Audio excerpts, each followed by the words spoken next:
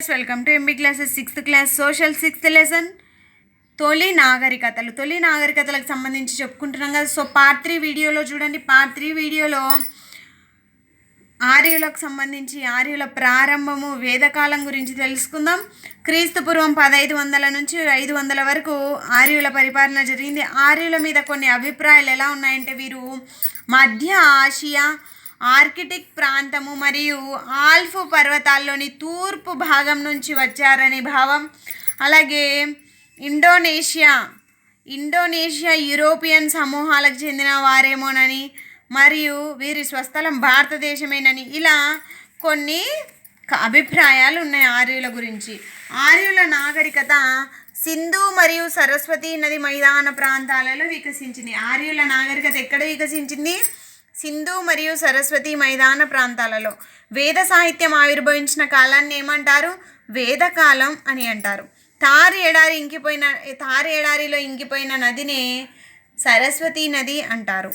ఋగ్వేదంలో సరస్వతి నది యొక్క ప్రస్తావన చాలాసార్లు రావడం జరిగింది. ఆర్యుల గురించి తెలుసుకోవడానికి ఆధారాలు మనకు తెలిసినవి ఏంటివి? వాగ్మయ ఆధారాలు, పురావస్తు ఆధారాలు. వాగ్మయ ఆధారాలకు సంబంధించి వేదాలు, ఇతిహాసాలకు సంబంధించి స్ట్రక్చర్ గుర్తుపెట్టుకోండి. పురావస్తు ఆధారాలు ఇనుము ఇతిహాసాలు. ఓకే, ఇతిహాసాలు మనకు రెండు ఉన్నాయి, అవి రామాయణ మహాభారతాలు. ఆర్యుల గురించి తెలుసుకోవడానికి ప్రధాన ఆధారం వేద సాహిత్యము. సంస్కృత భాషలో వేదం అనగా ఉన్నతమైన జ్ఞానము, ఆత్మ జ్ఞానమే వేదం. వేదాలకు మరో పేరు శృతులు. పండితులైన వారు కనుగొన్న పరమ సత్యాలనే వేదాలు అని అంటారు. భారతీయ యోగకు ఆధారాలు వేదాలు. వేదాలలో ఆధ్యాత్మిక శాస్త్రీయ విజ్ఞానము కలదు. ఆధునిక కాలంలో స్వామి దయానంద సరస్వతి ఇలా అన్నారు: వేద కాలానికే మరలా వెళ్ళాలి అని పిలుపునిచ్చారు. వేద కాలానికే మరలా వెళ్ళాలి అని పిలుపునిచ్చిన వారెవరు? స్వామి దయానంద సరస్వతి. వేదకాలంలో 4 ప్రముఖ వేదాలు కలవు. అవి ఋగ్వేదం, యజుర్వేదం, సామవేదం, అథర్వణ వేదం. ఋగ్వేదము ఋషుల సంకలనం చేసిన శ్లోకాలను సముదాయం. సో ఋగ్వేదం శ్లోకాలను గుర్తుపెట్టుకోండి. ఋగ్వేదము శ్లోకాలు. యజుర్వేదం యజ్ఞ యాగాది క్రతువులలో పాటించవలసిన నియమాలు. సో యజుర్వేదం యజ్ఞ యాగాది క్రతువులలో పాటించవలసిన నియమాలను తెలియజేస్తుంది. సామవేదం అనేది సంగీతం, ఇది గుర్తుపెట్టుకోండి. ఇది సంగీతం అంటే పాటలే కదా. సామవేదం అనేది పాటల రూపంలో ఉన్న ప్రార్థనల యొక్క సంకలనం. భారతీయ సంగీతం యొక్క మూలాల కలవు సామవేదంలో. అథర్వణ వేదంలో ఉన్న శ్లోకాలు, పాటల మొత్తం సంకలనం. వేదాలే కాక బ్రాహ్మణాలు, ఉపనిషత్తులు, అరణ్యకాలు, రామాయణ మహాభారతాలు కూడా కలవు. చెప్పుకున్నాం కదా, ఇవి ఆధారాలు. బ్రాహ్మణాలంటే ఏంటి? వేదాలలోని శ్లోకాలు, క్రతువులు, తత్వాల గురించి గద్య రూపంలో ఉండేది బ్రాహ్మణాలు. వేదాలలోని శ్లోకాలు, క్రతువులు, తత్వాల గురించి గద్య రూపంలో కలది బ్రాహ్మణాలు. విద్యావాదం, క్రతువులు, సంస్కారాల గురించి తెలియజేసేది అరణ్యకాలు. ఆత్మ, ప్రకృతి యొక్క రహస్యాల గురించి తెలియజేసే మాతృక గ్రంథాలని ఉపనిషత్తులు అంటారు. వేదకాలాన్ని మనము 2 రకాలుగా వర్గీకరించడం జరిగింది: తొలి వేదకాలం, మలి వేదకాలం. తొలి వేదకాలాన్ని క్రీస్తు పూర్వం 1500 నుంచి 1000 సంవత్సరాలు, మలి వేదకాలాన్ని 1000 నుంచి 500 సంవత్సరాలుగా చేయడం జరిగింది. అంతకాలం అన్నమాట. కుటుంబమే సమాజానికి ప్రాథమిక అంగం. కుటుంబానికి పెద్ద తండ్రి. ఉమ్మడి కుటుంబ వ్యవస్థ. సో తొలి వేద కాలంలో కుటుంబానికి ప్రాధాన్యత ఉండేది, కుటుంబానికి పెద్ద తండ్రి. అయితే ఉమ్మడి కుటుంబ వ్యవస్థ అనేది తొలివేద కాలంలో ఉంది. తొలివేద కాలంలోని యుద్ధ ఖైదీలను దాసులు అనేవారు. దాసులను బానిసలుగా చేసేవారు. వీరికి ఒక భార్య మాత్రమే ఉండేది. స్త్రీ యొక్క స్థానము తొలివేద కాలంలో గౌరవం ఉండేది. వేదాల అధ్యయనం చేసేవారు. తమ భర్తను స్వయంవరం ద్వారా ఎంపిక చేసుకునేవారు. వితంతు వివాహాలు ఉండేటివి. ఘోష, అపాల, లోపాముద్ర, ఇంద్రాణి, విశ్వవర, వంటి విద్యావంతమైనటువంటి స్త్రీలు గొప్ప వేద పండితులు. అంటే తొలి వేద కాలంలో వేదాలు స్త్రీలు అభ్యసించేవారు.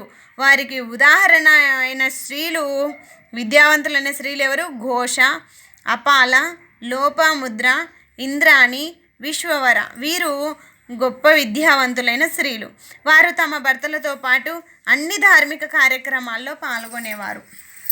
అలాగే తొలి వేద కాలంలో వేషధారణ వాస అంటే దోవతి, ఆదివాస అంటే శరీరము పై భాగాన కప్పుకునేది ఆదివాస. సో వేషధారణ వాస, ఆదివాస అనే. ప్రస్తుతం మన వేషధారణను పోలి ఉంది. దుస్తులను బంగారం దారంతో కుట్టేవారు.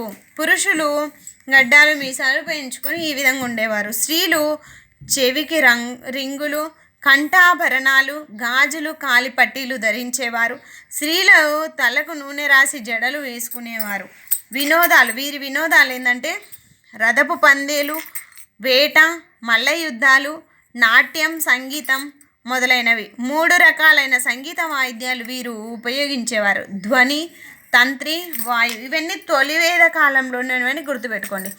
ఇప్పుడు ఈ తొలివేద కాలము మనకు సోషల్ కంటెంట్కే కాదు, పిఐఈలో వచ్చింది కదా ఫస్ట్ టాపికే, ప్రాచీన భారతదేశంలో విద్య. దాంట్లో కూడా ఇవే బిట్స్ ఉన్నాయి, చూసుకోండి. తొలివేద కాలం, మలివేద కాలము ఇవే ఉంటాయి. ఓకే. విద్య, గురుకులాలు ఉండేటివి. బోధన అభ్యసన ప్రక్రియలో విద్యా సంస్థలు పూర్తి స్వేచ్ఛ ఉండేది. విద్యాలయాల్లో యుద్ధతంత్రం, వేదాంతం, వ్యవసాయం, పశువుల పెంపకం, హస్తకళ నేర్పేవారు. ఆహార పంటలు వీరు బియ్యం, బార్లీ, బీన్స్, నువ్వులు సింధు ప్రజల ఆహారం. రొట్టె, కేకులు, పాలు, వెన్న, మజ్జిగ, పండ్లు కూడా తినేవారు. వీరి యొక్క మతము ఆర్యులు దేవుడు ఒక్కడే అని నమ్మేవారు. పలు విధాలుగా దేవుణ్ణి ఆరాధించి చేరుకోవచ్చని నమ్మేవారు. ప్రపంచమంతా ఒకే చైతన్యం, ఆత్మ వ్యాపించి ఉంటుందని నమ్మేవారు. ప్రతి వ్యక్తి దేవుని అంశ అని నమ్మేవారు ఆర్యులు. యజ్ఞాలు చేసేవారు. వీరి యొక్క వర్ణ వ్యవస్థ, కుల వివక్షత అనేది లేదు. తొలివేద కాలంలో కులాంతర వివాహాలు నిషేధం లేదు. ఏ వృత్తుల వారైనా స్వేచ్ఛగా ఎంపిక చేసుకోవచ్చు వివాహ విషయంలో. రాజకీయ జీవనం, ఆర్యులు తెగలుగా నివసించేవారు.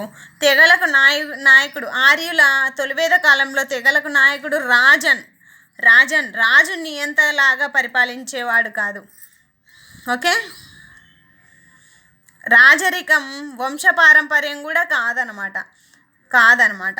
రాజుకు పరిపాలన విషయంలో సలహాలు ఇచ్చేందుకు సభ, సమితిలు, ఇలా 2 సభలు ఉండేటివి.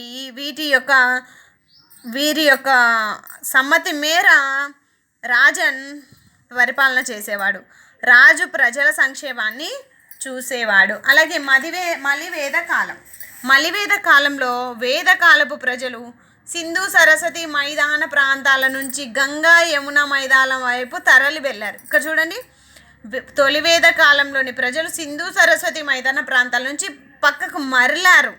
పక్కకు వేరే నదుల దగ్గరికి మరలడం వల్ల దీన్ని మలివేద కాలం అన్నారు. సో వారు వింధ్యా పర్వతాలను దాటి దక్షిణ పదం వైపు కూడా వెళ్ళారు. వీళ్ళ రాజకీయ మార్పులు ఎలా ఉండేవి? రాజు మరింత శక్తివంతుడై సభ మరియు సమితుల యొక్క ప్రాధాన్యతను కోల్పోయాయి. ఇప్పుడు తొలివేద కాలంలో ఏమైంది? సభా సమితుల యొక్క మన్నతి మేరకు రాజన్ పరిపాలించేవాడు కదా, కానీ ఇక్కడ రాజు అనేది శక్తివంతమై ఈ సభా సమితుల యొక్క ప్రాధాన్యత కోల్పోయిందనమాట. రాజరిక వారసత్వంగా మారింది. ఇప్పుడు రాజులు తన రాజ్యాన్ని విస్తరించడానికి అశ్వమేధ, రాజసూయ యాగాలు చేసేవారు.